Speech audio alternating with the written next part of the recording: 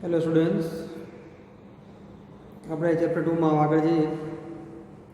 વારંવાર શબ્દ આપણે સાંભળેલો છે ટેન્ડર. ટેન્ડર શું છે?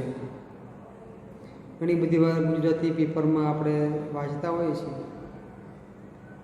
તો મુખ્યત્વે ઇલેક્ટ્રિકલ પ્રોજેક્ટની વાત કરીએ તો બે પ્રકારની કામગીરી હોય.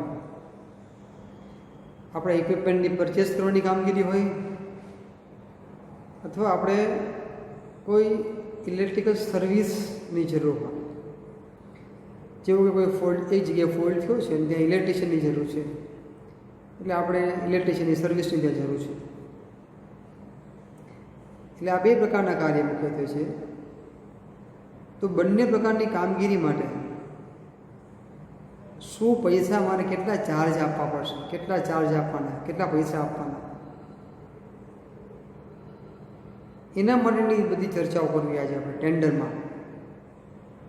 હવે નાની કંપની હોય તો એ ફોન ઉપર વાત કરીને બોલાયેલું કામ બતાવેલું, પણ મોટી મોટી કંપની હોય તો ત્યાં માલિક જે છે એ તો કોઈ બીજી વ્યક્તિ હોય ને કંપનીમાં છેલ્લે કામ કરનાર વ્યક્તિ ત્રીજી વ્યક્તિ હોય. તો જે નીચે કાર્ય કરે છે, જે એન્જિનિયર છે, એ ઇક્વિપમેન્ટ પરચેસ કરે તો એને શું ભાવ આપવા જોઈએ, ખરેખર એ ખોટું નહીં કરે એની ગેરંટી શું? ટાટાની એક મોટી કંપની છે, ટાટા કેમિકલ નામનો પ્લાન્ટ છે મીઠાપુરમાં. હવે ત્યાં એક મોટરની ખરીદી કરવાની છે, તો રતન ટાટા બોમ્બેમાં બેઠા બેઠા તો ખરીદી કરવાની નથી મોટરની પોતે, તો એને તો હજારો એમ્પ્લોય છે. તો જે એમ્પ્લોય ટાટા કેમિકલ મીઠાપુરમાં એક મોટરની ખરીદી કરે છે એ ખોટું નહીં કરે, ભાવ ખોટા નહીં લખે, એની ગેરંટી શું? એટલે એની કોઈ ગેરંટી હોતી નથી. આથી ટેન્ડર, મોટી મોટી કંપનીઓ ટેન્ડર ફ્લોટ કરે. Tender is an invitation to bid for a project or accept a formal offer such as take over bid. એક મોટા પ્રોજેક્ટ માટેનું ઇન્વિટેશન હોય એવું પણ મળી શકે, અથવા એક નાની વસ્તુઓ માટેના ઇન્વિટેશન પણ હોઈ શકે. ટેન્ડર એટલે કે મોટા પ્રોજેક્ટનું જ કામ હોય એવું જરૂર નથી. તમે એક નવો પ્રોજેક્ટ નાખી રહ્યા છો તો આખો પ્રોજેક્ટ તમે ટર્નકી પ્રોજેક્ટ કોઈને એલએનટી વાળા નાખી તો એલએનટી તારે આખી બિલ્ડિંગ બનાવી દેવાનું. તો એલએનટી પાસે સિવિલ સેક્શન પણ છે, પછી પાઇપિંગ, તો એલએનટી પાસે પાઇપિંગ સેક્શન પણ છે, પાઇપિંગ બધું કરી દે અને ઇલેક્ટ્રિકની મોટરો બધી નાખી દે, પેલન નાખી દે, બધું એલએનટી પાસે હોય.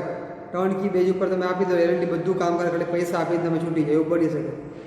એવું ના કરવું. મારે બિલ્ડિંગનું સિવિલ વર્ક બીજા પાસે કરાવો, મિકેનિક વર્ક ત્રીજા પાસે કરાવો, ઇલેક્ટ્રિક વર્ક ચોથા પાસે કરાવો, એવું પણ બની શકે છે. તો એવા પણ પ્રોજેક્ટના ટેન્ડર આવી શકે કે ભાઈ સિવિલનું ટેન્ડર ખાલી આટલું બનાવી દેવાનું, પછી મિકેનિક પાઇપિંગનું ટેન્ડર કે ભાઈ મિકેનિકનું આ બધું કામ તારે જ કરી દેવાનું, ઇલેક્ટ્રિક ટેન્ડર અલગ, ઇલેક્ટ્રિકની મોટર બોટર બધું તારે જ ફીટ કરી દેવાનું. ટેન્ડર એવા પણ હોઈ શકે. અથવા નાની કંપની હોય તો બધું જે પોતે કરાવડાવે, તો ફક્ત શું કરે, પરચેસના ટેન્ડર બહાર પડે. નાની કંપની એટલે કે મારે ધારો કે 100 મોટરનો પ્લાન્ટ નાખો, પણ કંપની નાની છે, પણ એટલી મોટી પણ નથી, એટલી નાની પણ નથી કે જાતે બધું કરી શકે. તો સસ્તું પડે એના માટે નાની કંપની હોય તો પણ શું કરે, ટેન્ડર બહાર પાડે કે મારે 100 મોટરની જરૂર છે, આવા પાસ સ્પેસિફિકેશન મારી મોટર જોઈએ છે. તો 8-10 કંપની જે છે એ ટેન્ડર ભરે તો એને શું થાય, કોમ્પિટિટિવ રેટ્સ મળે, સસ્તા મળે, અને ડિલિવરી ટાઈમ પણ એ પોતાને જેટલો જોઈએ એટલું માગી શકે, સ્પીડમાં પણ ચાલે. ટેન્ડરથી ઘણા બધા ફાયદા થાય. ડિલિવરી ટાઈમ તમારો ઓછો થાય, ક્વોલિટી મળે, ગેરંટી સારી મળે, સારા સપ્લાયર તમને કામ આપે. સારા સપ્લાયર પણ મળવા મુશ્કેલ છે, તો ઘણીવાર એવું થાય. તમારી ડિમાન્ડ ઓછી વસ્તુની હોય તો મોટી કંપની તમને પૂરી ના પાડે, ઘણીવાર એવું બને. તો ટેન્ડર જે છે ટૂંકમાં ઇન શોર્ટ, તમારે આખો પ્રોજેક્ટ નાખવો હોય તો એના માટે, અથવા પ્રોજેક્ટનો કોઈ ભાગ તમે એના માટે કાર્ય આપવા માંગતો એવું પણ કહી શકાય. ઇક્વિપમેન્ટની પરચેસ માટે અથવા સર્વિસ, કોઈ પર્ટિક્યુલર સર્વિસ માટે પણ ટેન્ડર બહાર પાડી શકાય. આપણે કોઈ કંપની ચાલતી હોય એવા ટેન્ડર બહાર પડે કે મારી કંપનીમાં જ્યારે મોટરનો ફોલ્ટ થાય, જ્યારે કેબલ પંચર થઈ જાય, કે જે સ્ટાર્ટરમાં ફોલ્ટ થાય, જ્યારે પેનલમાં ફોલ્ટ થાય, સર્કિટમાં ફોલ્ટ થાય ત્યારે ફોલ્ટ રિપેરિંગ કરવા આવવાનું એના ટેન્ડર બહાર પડે. તો પછી ઇલેક્ટ્રિકલ કન્સલ્ટન્ટ હોય ને એ ભરે એમાં કે ભાઈ મોટર રિપેરિંગ થશે, તો મોટર રિપેરિંગમાં આવો ફોલ્ટ હોય તો આટલા પૈસા, આવો ફોલ્ટ તો આટલા પૈસા, આ ફોલ્ટ આટલા પૈસા, એવું બધું લખે. કેબલ પંચર કરવાનો હશે તો 1 મીટરને આટલા રૂપિયા, એ પ્રમાણે મીટર પ્રમાણે ભાવ થશે. સર્કિટ બ્રેકરમાં ફોલ્ટના પ્રકાર લખે ને એના એ પ્રમાણે ભાવ લખે. તો એવા પણ ટેન્ડર હોઈ શકે, રિપેરિંગના ટેન્ડર પણ હોઈ શકે, સર્વિસ આપી કહેવાય આપણે એને. The tendering usually refers to the process whereby governments and financial institutions invite bids for large projects that must be submitted within a definite time limit, deadline. ડેડલાઇનમાં એ તમારે મટીરિયલ પૂરું પાડવાનું છે, ડેડલાઇનમાં કામગીરી પૂરી કરવાની, એના માટેની જે પ્રોસેસ છે એ તમારી ટેન્ડર નક્કી કરતી હોય છે. મોટી મોટી કંપની મોટા મોટા પ્રોજેક્ટ્સ માટે આવા ટેન્ડર બહાર પાડે. Any organization that wants to place an order after the inquiry is done needs to fill out a tender. કોઈ પણ એક મોટી કંપની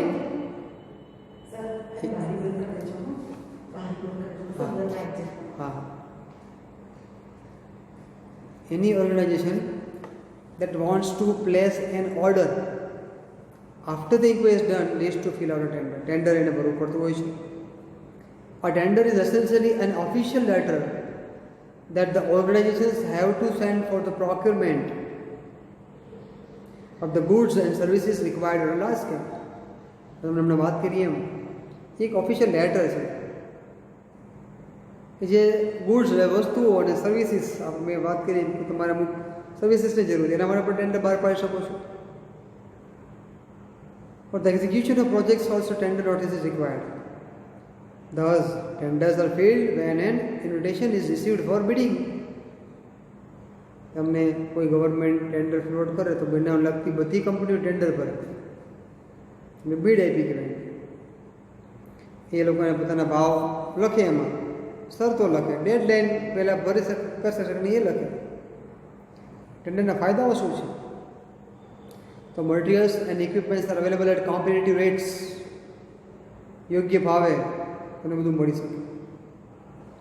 ટાઈમ લિમિટમાં મળી શકે, તમારે જે ટાઈમ લિમિટમાં જોઈએ છે સસ્તું મળે, પ્રોડક્શન કોસ્ટ લો, તમને બધું સસ્તું મળે. તમારી ફેક્ટરી જે છે એમાંથી થનારું ઉત્પાદન ઓછા ભાવે થશે. તમારું ઉત્પાદન ઓછા ભાવે થાય તો તમે જે છે વધારે મોંઘું ન વેચો તો પણ ચાલે, તો પણ તમને પ્રોફિટ મળે. એટલે તમારી વસ્તુની જે વેચાણ કિંમત ઓછી હોય તો તમે માર્કેટમાં ટકી શકો, તમારી વસ્તુ વધુ વેચાય.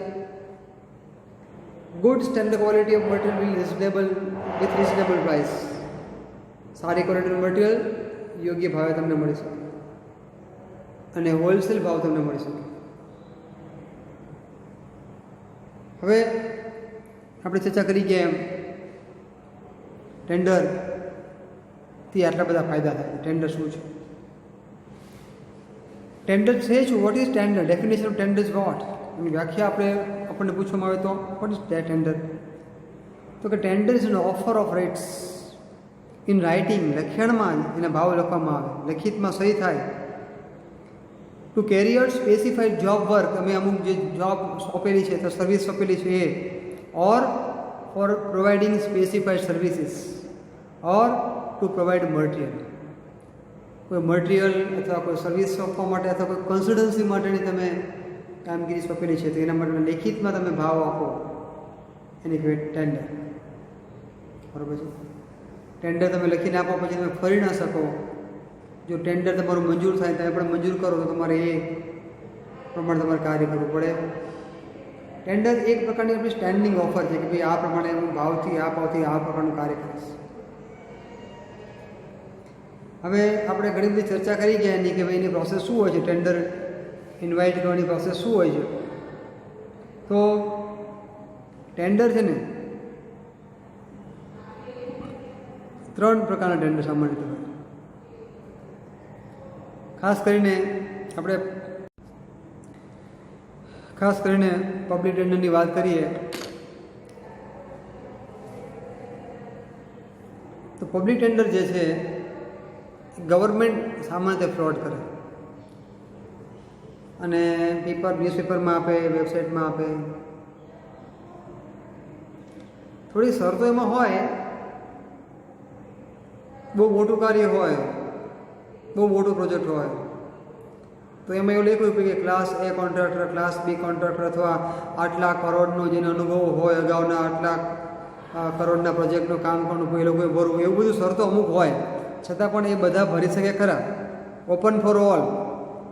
પણ એમાં આવી શરતો એમ થોડીક બધા માટે ઓપન છે, પણ આ શરતો સાથે તમે ભરવાનું. ધારો કે 5 સપ્લાયર છે, બધા પાસે મોટર છે. ગવર્મેન્ટ ટેન્ડર આવે કે મારે આટલી મોટર જોઈએ છે, પણ શરત લઈ ગઈ કે ભાઈ ભૂતકાળમાં જેને 30 કરોડથી વધુની મોટરો વેચી લેવી હોય એ જ ભરી શકે. તો 5 સપ્લાયરમાંથી 2 સપ્લાયર એવા છે કે અત્યાર સુધી ટોટલ ટર્નઓવર એનું 30 કરોડ થયું જ નથી, તો એની પાસે મોટર છે છતાં પણ એ ભરી ના શકે. બીજા 3 સપ્લાયર એવા છે કે એનું ભૂતકાળનું ટર્નઓવર 30 કરોડ થઈ ગયું છે ટોટલ, તો એ ભરી શકે. ઇન્સ્ટોલ પબ્લિક ટેન્ડર છે એ ઓપન ફોર ઓલ છે, બધા ભરી શકે. એમાં કોઈ પર્ટિક્યુલર વ્યક્તિ માટે લિમિટેડ નથી. બહુ મોટી અમાઉન્ટનું ટેન્ડર હોય, સામાન્ય ઓપન કોમ્પિટિશન હોય. એમાં અમુક સામાન્ય શરતો હોય કે આટલા ટાઈમ પહેલાં ભરી દેવું, આવું બધું એવું બધું હોય. આટલા ટાઈમ પહેલાં મટીરિયલ મળી જવું જોઈએ, એ બધી ચર્ચાઓ, એ નિયમો બધા ફિક્સ હોય, બરાબર છે. જો ડિસ્પ્યુટ થાય તો અહીંયા આપણે કોર્ટ કેસ થશે, તમારી આવી જો ભૂલ હશે તો આટલા પૈસા કપાઈ જશે, એ બધું નિયમો શરતો બધી હોય, બરાબર છે. પછી બીજું આવે, આપણે વાત કરતા હતા પબ્લિક ટેન્ડરની વાત પૂરી થઈ. સિલેક્ટિવમાં જે સેકન્ડ ટાઈપ છે એ લિમિટેડ ટેન્ડર ઓર સિલેક્ટિવ ટેન્ડર. અમુક વાર કેવું હોય કે વર્કની એક્યુરેસી બહુ હાઈ હોય, સિક્રેસી પણ હાઈ હોય, અને ટાઈમ લિમિટમાં પૂરું હોવાનું.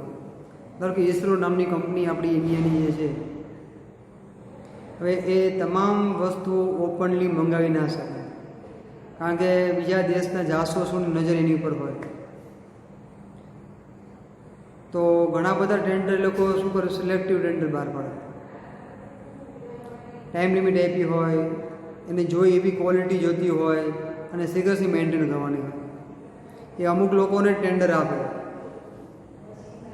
અમુક ક્વોલિફિકેશન સાથે જે હોય, એ લોકોના જે ડેટા સાથે, એ રિક્વાયરમેન્ટ સાથે અગાઉ એ લોકોએ કામ કરેલું હોય, રિક્વાયરમેન્ટ મેચ કરતા હોય, રિક્વાયરમેન્ટને ફૂલફિલ કરતા હોય, એને ટેન્ડર આપે.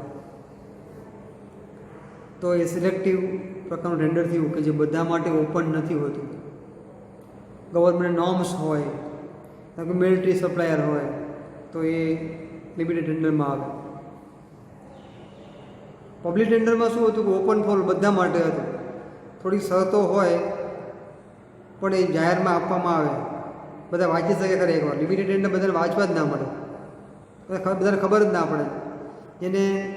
જેના માટે 10-15 પાર્ટી જે હોય એને જ આપવામાં આવે, એમાંથી પછી એકને કામ આપવામાં આવે. That is limited tender. ટેન્ડરમાં નેગોશિએશનમાં શું છે કે બહુ ઝડપથી પ્રોજેક્ટ પૂરો કરો છો. ઓચિંતો પ્રોજેક્ટ આવ્યો છે, છતાં પણ ક્વોલિટી વર્ક મારે જોઈએ છે, તો મારી પાસે જેટલી જેટલી વસ્તુઓ છે ને એ બધી વસ્તુઓ માટે હું પાર્ટીને બોલાવું અને બધા સાથે નેગોશિએશન કરું કે ક્વોલિટી તો આ જ જોશે, ક્વોન્ટિટી આટલી છે, ટાઈમ લિમિટ પણ આટલી છે, ચલો બોલો તમે શું ભાવમાં આપશો, તમે શું આપશો. તો એમાં એવું બની શકે કે અમુક આઈટમ કંપની એને મળે, અમુક આઈટમ કંપની બીને મળે, અમુક આઈટમ કંપની સીને મળે. તો નેગોશિએશન દ્વારા આ ટેન્ડર આપણે આપવામાં આવ્યું છે, એને કહેવાય ટેન્ડર બાય નેગોશિએશન. જ્યારે વધુ સ્પીડમાં, સારી ક્વોલિટીથી અચાનક કામ કરવાની જરૂર પડતી હોય અને નાનું કાર્ય હોય ત્યારે ટેન્ડર બાય નેગોશિએશનનો ઉપયોગ કરવામાં આવતો હોય છે. પછી વાત આવે અર્નેસ્ટ મની ડિપોઝિટ EMDની. The amount required to be paid purchasing the blank tender form. તમે જ્યારે ગવર્મેન્ટનું ટેન્ડર લેવા જાઓ તો તમારે અમુક પૈસા પહેલાં ભરવા પડે. તમને એ કોન્ટ્રાક્ટ મળે કે ન મળે, તમારે પૈસા ભરીને ફોર્મ લેવું પડે. તમે જેવી રીતે અત્યારે કોલેજમાં એડમિશન લેવા જાઓ છો, 10 કોલેજમાં ફોર્મ ભરો છો, બધાના ફોર્મના પૈસા તમે આપો છો, પછી એડમિશન એક જ કોલેજમાં મળે છે, બાકી 9ના પૈસા તમારા જાય છે. એવી રીતે તમારે પૈસા આપીને પહેલાં ફોર્મ લેવું પડે. Security amount to be decided to complete work as describe in the tender within the specified time duration. હવે બીજી વાત આવે કે તમારે પૈસા આપીને ફોર્મ લીધું, પછી એમાં અમુક સિક્યુરિટી અમાઉન્ટ લેખી હોય કે ભાઈ આ ટેન્ડર જેને લાગશે એને 1 વર્ષમાં કામ પૂરું કરવાનું છે. ક્યારેક એમ કે ભાઈ આ કામ 6 મહિનામાં પૂરું કરવાનું છે, એટલે કે ટૂંકમાં એની ટાઈમ લિમિટ ફિક્સ થયેલી હોય. એ ટાઈમ લિમિટમાં કામ પૂરું નહીં કરો તો તમારી આટલી સિક્યુરિટી ડિપોઝિટ અમારી પાસે જે હશે પરત નહીં કરીએ. ધારો કે કંપની એને કોન્ટ્રાક્ટ મળી ગયો, 1 કરોડનો કોન્ટ્રાક્ટ મળ્યો, પણ એમાં 10% ધારો કે અથવા 5%, ધારો કે 5 લાખ રૂપિયા સરકાર લખી કરે કે 5 લાખ રૂપિયા સિક્યુરિટી ડિપોઝિટ અમારી પાસે રહેશે અને કામ તમારું 1 વર્ષમાં પૂરું થવું જોઈએ. જો નહીં પૂરું થાય તો 5 લાખ રૂપિયા તમારે જતા રહેશે, જપ્ત કરે સરકાર. એટલે પ્રોજેક્ટ કોસ્ટના 2 થી 5% અમાઉન્ટ સામાન્ય રીતે સિક્યુરિટી અમાઉન્ટ તરીકે ગવર્મેન્ટ રાખતી હોય છે. હવે ધારો કે જે તમારો કોન્ટ્રાક્ટર છે એને 1 વર્ષ પહેલાં કામ પૂરું કરી નાખ્યું, શરતો સાથે ક્વોલિટીવાળું કામ પૂરું કરી નાખ્યું, તો સરકાર પછી એની જે સિક્યુરિટી ડિપોઝિટ હતી એ પછી પાછી આપી દે છે. એ સિક્યુરિટી અમાઉન્ટ ડિપોઝિટ તરીકે રાખે છે, પરત તો કરવાની છે, પરંતુ જો ટાઈમ લિમિટમાં કાર્ય પૂરું ન થાય તો પરત ના થાય. અને સિક્યુરિટી ડિપોઝિટ તરીકે જે પૈસા આપણે આપી છે એને EMD કહે છે. એનો ક્રોસ ચેક અથવા ડિમાન્ડ ડ્રાફ્ટ તમારે જમા કરવાનો હોય છે, રિફંડેબલ હોય છે.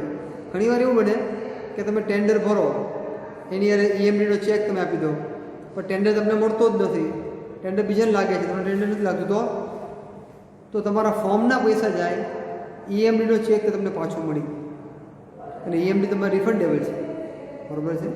તો ટેન્ડર તમારો એક્સેપ્ટ ન થાય તો પણ પરત મળી જાય, અને જો ટેન્ડર એક્સેપ્ટ થાય અને કાર્ય તમે સમયમાં પૂરું કરી નાખો તો પણ તમને પરત એ મળી જાય છે. અગાઉ આપણે ચર્ચા કરી ગયા હતા શેડ્યુલ ઓફ રેટ્સની, SOR. આ SOR શું છે? તો SOR એટલે price or rates decided by government offices, બરાબર, or non government offices for a small unit of work. Reliance, SR, Tata એ બધા ગ્રુપ પોતાના SOR બનાવી રાખે. એમાં લખેલું હોય કે ભાઈ મારે આ મોટર જોઈએ છે, કારણ કે 5 HPની આવા સ્પેસિફિકેશન મારી, અને 1 વર્ષના સમયગાળા દરમિયાન ગમે ત્યારે એક આ મોટર માગું છું ત્યારે મને આ ભાવથી આપવાની.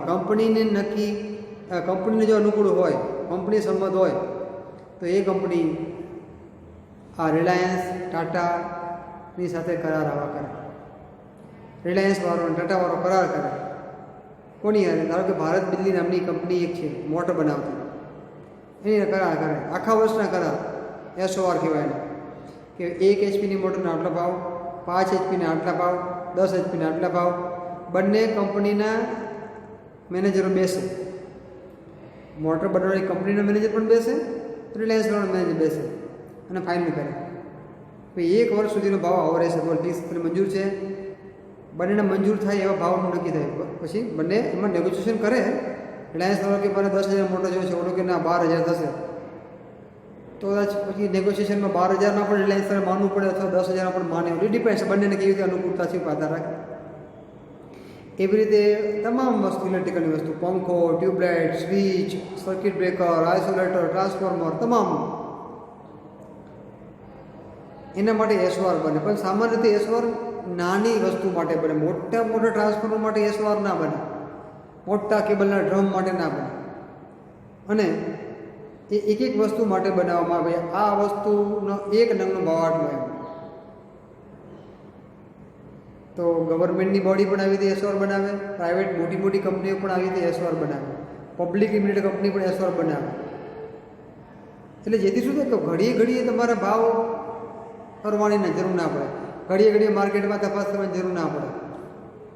સામે સપ્લાય કરનાર કંપનીને પણ સારું નક્કી થઈ જાય કે ભાઈ મને 1 વર્ષ માટે મને ગ્રાહક તો મળી ગયો છે, આ કંપની મારી પાસે 1 વર્ષ સુધી તો માલ લેવાનું નક્કી થઈ જાય ને, તો એટલે એને પણ એટલી શાંતિ રહે, એના એમ્પ્લોયી પણ રાખવા સાચવવા માટે પણ એને એક ચિંતા નહીં. તો આવી રીતે જે શેડ્યુલ ઓફ રેટ્સ નક્કી થાય કે જેમાં ભાવ આપણે ફિક્સ કરી દઈએ છીએ 1 વર્ષ સુધી. ઘણા 6 મહિના સુધીનો એસઓઆર ફાઇનલ થાય, ઘણીવાર વર્ષ સુધીનો એસઓઆર ફાઇનલ થાય. Depends upon the agreement. બંને કંપની વચ્ચે કેવો એગ્રીમેન્ટ થઈને ઉપર આધાર રાખે છે. આવું કરવાથી ભાવમાં સરળતા રહે છે. કોમ્પિટિશનને કારણે સસ્તા ભાવે માલ આપણને મળી જાય છે.